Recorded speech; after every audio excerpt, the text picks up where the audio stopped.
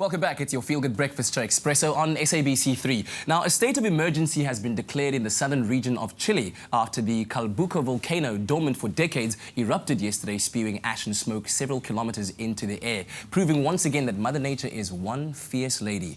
Now, with us on the line to give us insight into the eruption is retired geology professor Dave Reid. Professor Reid, thank you so much for taking our call this morning. Yes, well, thanks very much for putting me on. Now, I understand that the eruption of the volcano took officials by surprise in the area, in that southern area of Chile. Do you know why this might be? Well, there's three things. You know, a lot of the media attention there is in Spanish, so we get a little bit of a selective uptake. So maybe they're trying to sort of name and shame the authorities in order to be a bit more active. But, you know, crikey, there's 100 volcanoes in Chile, and they're probably not all monitored in the same way. Mm-hmm. And I mean, we're talking about a volcano that has been inactive for near on 50 years. So what might have caused it to erupt right then and there yesterday? Well, 50 years is a very short time, sort of, in geological parlance, because, you know, we can have volcanoes being active over 100 years, but they could be active for 5 years in a row and then inactive for 50. Yeah. So, yeah, it's just a question of scale. In the human scale, people think in terms of years and months and hours and minutes and things like that.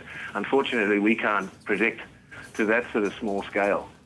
And some of the images that we saw online and the videos we saw showed something that looked like I guess, lightning around the volcanic ash that was being thrown into the air. I mean, this is truly something spectacular to behold. Can you kind of explain that phenomenon to us? You know, it's incredible. It makes a lot of people want to come and do geology when they see stuff like this. Of course, it's good when you have beautiful weather and sort of clear skies in order to see a lot of this phenomena. But volcanic lightning is not unlike, you know, the lightning you experience in thunderstorms, because there's the same common denominator. Lots of particulate matter rising up in you know, spectacular vortexes. And you get these charge build-ups and a discharge. In the case of volcanoes, there's a lot more dust, you know, a lot more sort of build-up of static electricity on dust particles. Right. You probably notice that around the home. Mm-hmm. And then, of course, you've got lots of sulfur and lots of chlorine, got a lot of acid droplets in there, and that sort of increases the conductivity. So you get this massive charge, recharge, discharge sort of cycle that goes on. Yeah. And it's even more spectacular, of course, at night when you're watching it.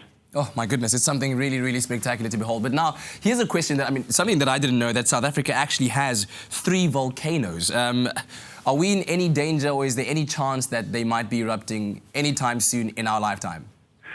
Well, the 2 active volcanoes are offshore. They're actually part of Marion and Prince Edward Island. And, of course, apart from the, you know, the Sanat base here, the weather base, you know, not very many people are actually going to be directly affected. Yes. The third one, from sort of conversation in the past, they talk about the Pilanesberg being an ancient sort of volcanic crater. Yes. And that, of course, was volcanic 1.3 billion years ago. And we think that the original volcano perhaps looked a little bit like Kilimanjaro.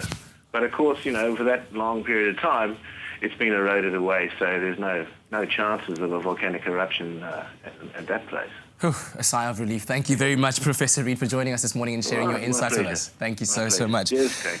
So there you are, nothing to worry about for us, but I think as you look at those videos again of Volcano Calbuco in Chile, it really just shows you that indeed we need nature. Nature does not need us, something to really take into consideration when we're looking at our planet. But right now it's time for us to catch up on the latest headlines, and Leigh-Anne has those.